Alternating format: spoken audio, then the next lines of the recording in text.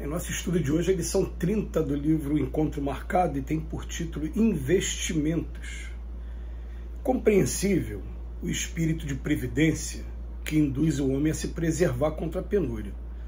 A formação bancária na garantia comum, os estabelecimentos de segurança pública, as organizações da economia popular sem estímulo à usura e os instintos de proteção recíproca representam aquisições de inegável valor para a comunidade.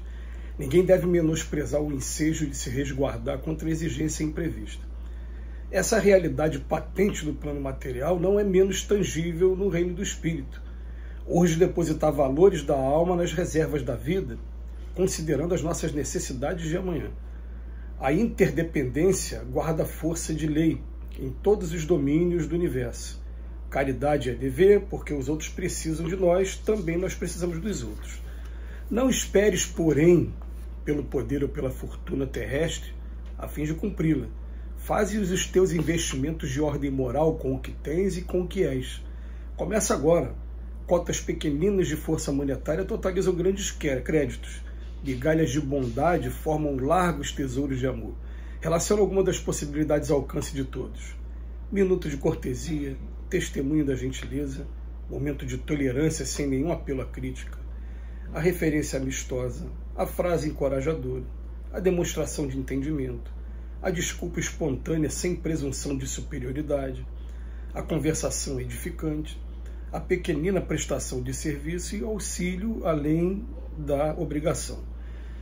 No capítulo da propriedade, lembra-te da própria alma, a única posse inalienável de que dispões, e recordando que precisas e precisarás de recursos sempre maiores e sempre novos para evoluir e elevar a própria vida, não te esqueças de que podes a todo instante trabalhar e servir, investindo felicidade e cooperação com ela.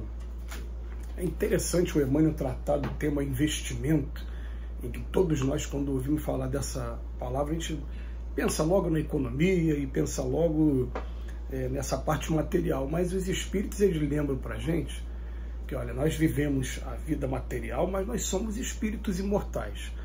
E várias vezes a gente recebeu a informação dos espíritos de que é muito importante, sim, as realizações materiais. Por quê? Porque as realizações materiais, elas vão te dando, com o tempo, autoestima, elas vão te dando autoconfiança, vão te dando fé para os empreendimentos que a gente realiza. E é essa mesma autoestima, essa mesma confiança e fé que no futuro vai fazer com que a gente também dê atenção ao lado espiritual. Então, são investimentos que a gente vai fazendo. Uma vez a gente ouviu de maneira bem clara, para ser mais direto ainda, os espíritos falando para a gente assim, ó, você querer comprar a sua casa própria e o sacrifício que você faz, juntando dinheiro, pagando prestação, aquilo tem um valor enorme para o espírito, porque está sendo uma realização dele. Você vai querer comprar um carro hoje, é a mesma coisa, né? Financia também, né? Até você conseguir, quando consegue, fala, foi uma realização minha, eu sei o sacrifício que foi eu fazer isso. E quanto mais dificuldade tem e maior determinação para você conseguir as suas realizações materiais, maior virtude você está adquirindo como espírito mesmo. Vai ter uma hora que você vai sair daqui da matéria e vamos ver o que você adquiriu agora. E chega o dia em que a gente desperta também para os valores do espírito, e principalmente quando tem a ajuda da doutrina espírita que nos posiciona, falar, quem somos nós? Eu sou um espírito imortal, eu não pertenço a esse mundo, eu estou de passagem por esse mundo e estou numa fase de aprendizado. Tá. E o que eu já aprendi? O que eu estou levando comigo? E que isso vai ser útil para quê? Como é que eu faço para evoluir do outro lado? O que eu preciso fazer então? Eu preciso trazer mais sentimento para dentro de mim, mais amor para dentro de mim, maior inteligência, maior sentimento, uma luz que fica aqui e uma luz que fica aqui. Às vezes a gente tem uma luzinha pequenininha aqui, tem uma luz maior aqui, às vezes vice-versa. A gente quer a luz grande dos dois lados, né? Então o que acontece? A gente começa a fazer o investimento no lado espiritual. Só que o investimento para o lado espiritual, ele não vai ser da mesma maneira que o investimento material. O sacrifício que você tem que fazer para ganhar aquela quantidade de dinheiro, para você ter uma porcentagem do seu recurso aí mensal, o que a gente chama de margem consignável. Olha, o teu salário aqui você pode dispor de tantos % para fazer um empreendimento imobiliário ou fazer um empreendimento de automóvel também, de empréstimo pessoal, tudo bem. Mas agora vamos ver agora quais são os investimentos que a gente pode fazer, pequenos, e que vão aumentando essa luz dentro da gente, sem a gente perceber. Minutos de cortesia, 1 minuto de cortesia. Cada vez que eu procuro ser cortês, e depois testemunho de gentileza, para ficar aqui muito, muito próximo do outro. É até difícil para a gente, né, se não tiver um dicionário do lado, de se estabelecer diferença entre cortesia e gentileza. Mas a gente vai aqui na cortesia como aquela coisa gratuita, aquela coisa que a gente faz sem esperar nada em troca. E a gentileza de testemunho de simpatia. Tudo bem. Foi um momento de tolerância, sem nenhum apelo à crítica. Você está vendo o negócio acontecendo, está percebendo que a pessoa está desequilibrada, que a coisa não anda bem, mas naquele momento eu só vou ter o meu silêncio e não vou criticar em momento nenhum, porque eu também sei que tem momentos que eu também passo por isso, eu também tenho as minhas explosões também, e no momento que a gente está tendo esses transes emocionais, a gente também não quer muita crítica, né? Às vezes a pessoa vem querer falar com a gente, aumenta ainda mais a ira, deixa a pessoa quieta. Depois ele fala referência amistosa, sem ataque, apenas ali, ó, amigável. A frase encorajadora, aquela frase mais encorajadora que tem, né? Tenha fé, Deus está no controle de tudo, são as frases mais encorajadoras, mas a gente consegue ser um pouquinho mais criativo e um pouquinho mais até específico, direto, dependendo da situação. Depois, ó, a demonstração de entendimento. Eu entendi o que você falou. Vê se não é isso. Aí conversa com a pessoa. Desculpa espontânea. Você percebe que todos os itens de investimento que o Emmanuel enumerou para a gente aqui são itens que a gente vai ter no contato com o próximo mesmo. Então fala a desculpa espontânea sem presunção de superioridade. Por fim, ele coloca conversa edificante.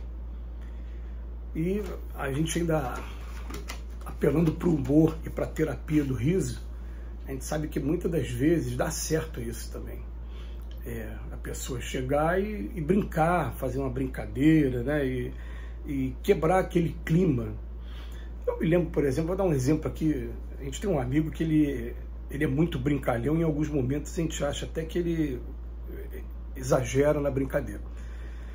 Mas ele, começando a trabalhar com a gente visitava uma senhora, que a senhora ela já estava na cama por 7 a 8 anos, porque tinha fraturado o fêmur, feito uma cirurgia para colocar a prótese, mas a prótese saiu do lugar depois, ela estava na fila de novo e dessa vez ela desencarnou sem ter sido atendida, e não conseguiu ter o atendimento pelo SUS para colocar de novo a prótese no lugar. Quando você está 7 anos, 8 anos na cama, você vai se tornar uma pessoa mal-humorada por mais conhecimento que você tenha, porque, né, as circunstâncias acabam fazendo isso com a gente. E a gente vê aquela senhora sempre muito séria, até que teve um dia que esse amigo que é brincalhão chegou e fez uma brincadeira simples. O irmão dela estava do lado, ele olhou: é seu irmão?